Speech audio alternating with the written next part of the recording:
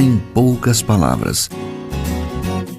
Um olhar sobre o mundo, a vida e a sociedade, à luz da Palavra de Deus, com Augustus Nicodemos. Olá, ouvintes, de volta com o nosso programa Em Poucas Palavras. Esse é o programa da Primeira Igreja Presbiteriana de Goiânia. Estou aqui com você novamente, Natsa Matias, juntamente com o nosso amigo, Pastor Augusto, comentarista do programa. Muito obrigado, Natsa. Muito obrigado a você que nos ouve. Agradecemos a sua audiência. Às vezes, ou quase sempre, os evangélicos são tidos como orgulhosos quando afirmam que vão para o céu, que afirmam ter certeza de sua salvação.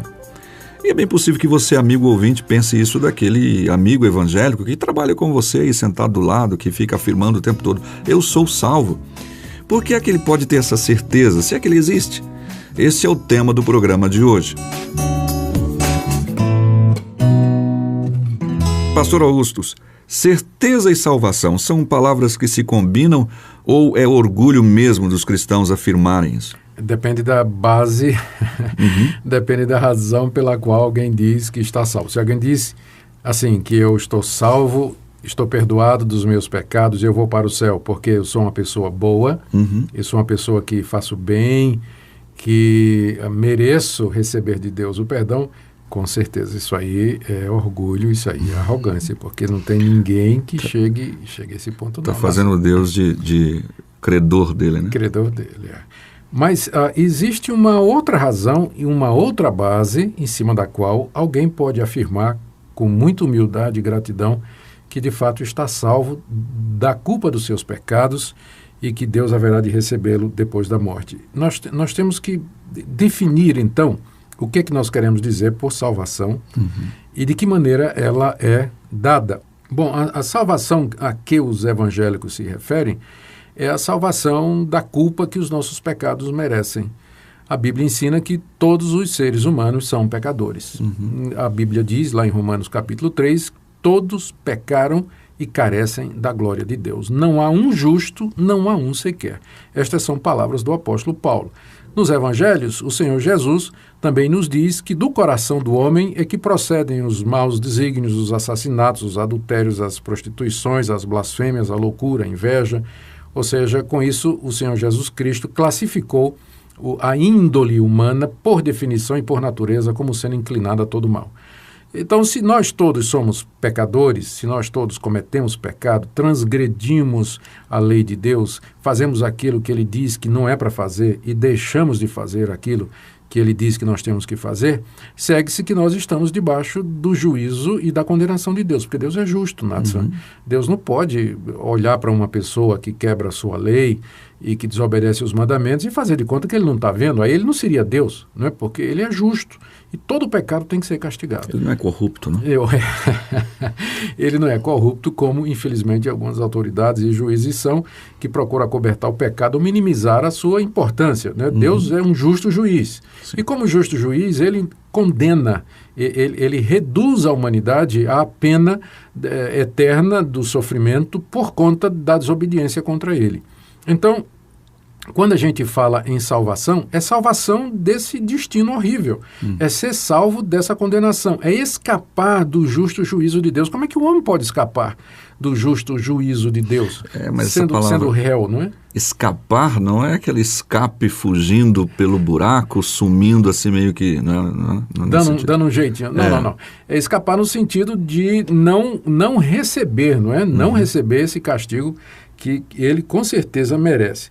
Então, a resposta da Bíblia é que o mesmo Deus que é um justo juiz, Ele é também um Deus salvador. Ele é misericordioso, Ele é bom, e no seu grande amor com que nos amou, Ele enviou seu Filho Jesus Cristo como pagamento pela nossa culpa, como alguém que recebeu essa condenação em nosso lugar. Na carta aos Gálatas que Paulo escreveu, ele diz que Jesus Cristo foi feito maldição em nosso lugar. Maldito o que for pendurado na cruz, é o que está escrito no Antigo Testamento, o que for pendurado no madeiro. E Cristo, ao ser pendurado naquela cruz, ele se tornou maldição em nosso lugar. E Deus despejou em Jesus Cristo aquela ira, aquele castigo que, na verdade, nós é que deveríamos receber. Então, a salvação, do começo ao fim, ela é uma obra de Deus. É Deus quem a planejou, é Deus quem a executou, é Deus quem a aplica, é Deus quem a concede.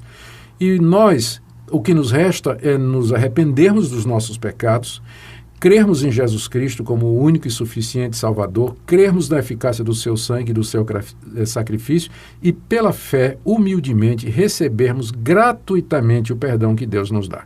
Ora, se Deus, então, nos oferece gratuitamente o perdão, e se eu recebo humildemente esse perdão, não tem arrogância nenhuma em dizer para outras pessoas: eu sou perdoado por Deus, eu fui perdoado por Deus, não mereço, merecia a condenação, merecia o castigo, mas por causa do que Cristo fez, Deus me perdoou e me deu salvação. Por isso eu sei que depois da morte eu estarei com Deus, ao lado dele, na vida eterna, no paraíso, no céu. Não porque eu mereço, mas por causa da misericórdia e da graça de Deus. Então, se a pessoa afirma, Natsan, que ela está salva com base no sacrifício de Cristo e na graça de Deus, isso não se constitui arrogância nenhuma. Aliás, tem um texto aqui, eu quero até ler para você. Tem um texto aqui na primeira carta de João, capítulo 5, a partir do verso 11, que ele diz assim: Deus nos deu a vida eterna, e essa vida está no seu Filho. Aquele que tem o Filho de Deus tem a vida. Aquele que não tem o Filho de Deus não tem a vida. Estas coisas eu escrevo para que vocês saibam que têm a vida eterna, vocês que creem no nome do Filho de Deus.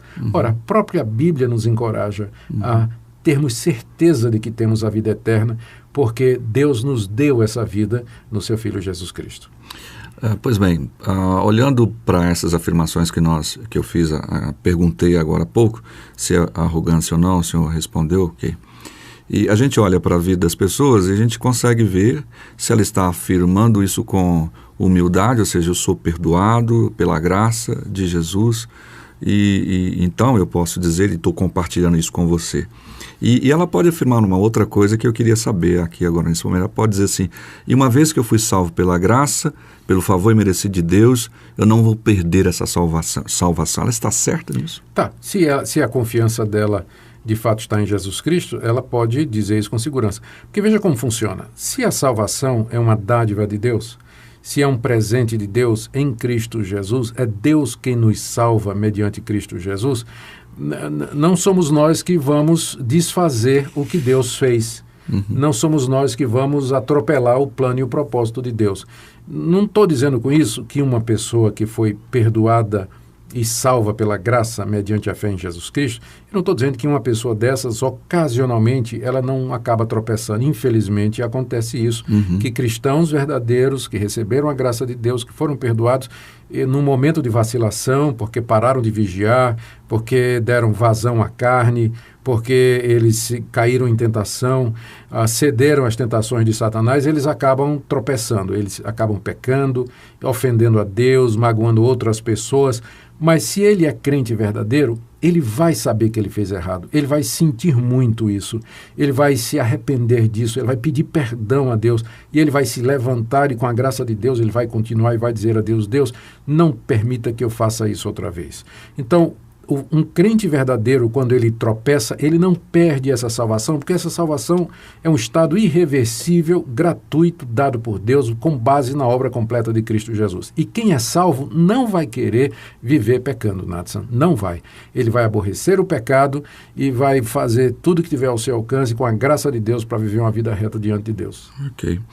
E tem nesse caso também o fato daqueles que, incluindo nisso que nós acabamos de pensar, naqueles que de repente estão nos ouvindo agora e que já frequentaram uma igreja e tiveram uma situação dessa de conversão e se afastaram, estão longe de uma igreja, não estão frequentando. Como é que está a situação deles? Como é que a gente pode analisar isso? É claro que como está a situação deles é difícil da gente dizer.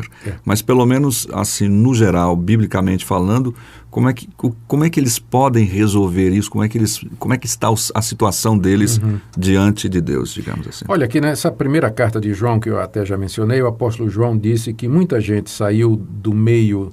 Ele diz assim: saíram do nosso meio porque não eram dos nossos, porque se fossem dos nossos, teriam ficado conosco. Quer dizer que todos que saíram não eram dos nossos. Eu diria que boa parte, ou que muitos que abandonam, não vou dizer nem a igreja, mas que abandonam a fé evangélica, o cristianismo, E nesse caso, então, todos que abandonaram o cristianismo nos seus corações, que não creem mais ou que não professam mais o Evangelho, que não querem mais viver com o Evangelho, embora tenham vivido um tempo na igreja, eu creio que estes nunca, de fato, foram convertidos. Eles nunca tiveram uma experiência real de salvação e de perdão.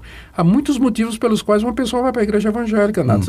A namorada vai, o marido vai, os filhos vão, foi criada ali na igreja, mas quantos realmente passaram por uma experiência de conversão, de salvação, de ser perdoado e recebido por Deus? Então, com o tempo, as pessoas que não têm uma experiência real com Deus, elas acabam caindo fora mesmo e não querem saber mais de Cristo, de igreja de Deus. Pode acontecer que um cristão verdadeiro, que se magoou, que se chateou, se decepcionou com a igreja como instituição, está meio que afastado do redil, não é?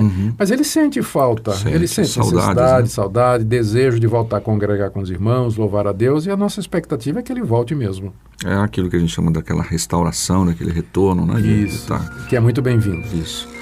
Pois bem, nós ouvimos então um pouco sobre esse tema, muito mais o que falar, e no decorrer dos outros programas esse tema volta aqui e acolá. Vamos ouvir uma música e já já a gente volta. Jesus provou o seu amor por mim. No Calvário isso aconteceu. A sua vida entregou na cruz, a fim desse amor revelar. Ele quer que eu o siga cada dia, não me deixa só, mas diz: estou contigo, venha o que vier, não te deixarei, não te deixarei, filho meu.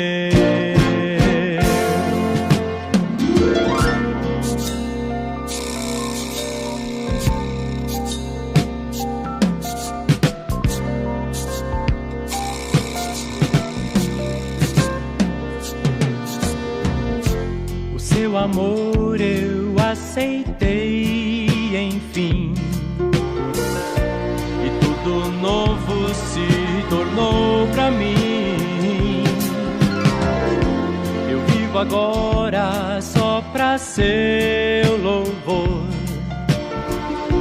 e o seu amor compartilhar. Ele quer que eu o siga cada dia. Ok, nosso tempo está chegando ao final e queremos agradecer a sua audiência até aqui. Obrigado também àqueles que nos ouvem através da internet, pelas redes de internet, as rádios webs que estão aí transmitindo, como a Rádio PB, a Rádio do Seminário Presbiteriano Brasil Central também. De qualquer maneira, estamos aqui e agradecendo a sua audiência. Muito obrigado, querido ouvinte, pela sua audiência. E a nossa expectativa é que você, de fato, volte para Deus. Ok, obrigado. Até o próximo programa. E cuidará de mim. Se você deseja saber mais sobre esse e outros assuntos à luz da Palavra de Deus, domingo às 9 da manhã ou às 7 da noite. Será um prazer conhecê-lo pessoalmente. Primeira Igreja Presbiteriana de Goiânia, Rua 68, esquina com 71 Centro. Fone 3213-3320 www.pipg.org. Em poucas palavras, um olhar sobre o mundo, a vida e a sociedade, à luz da Palavra de Deus. Apresentação Nadson Matias. Comentário Augustus Nicodemos. Um programa da Primeira Igreja Presbiteriana de Goiânia, Rua 68, esquina com 71 Centro. Visite o nosso site www.pipg.org. Apoio Seminário Presbiteriano Brasil Central, Goiânia.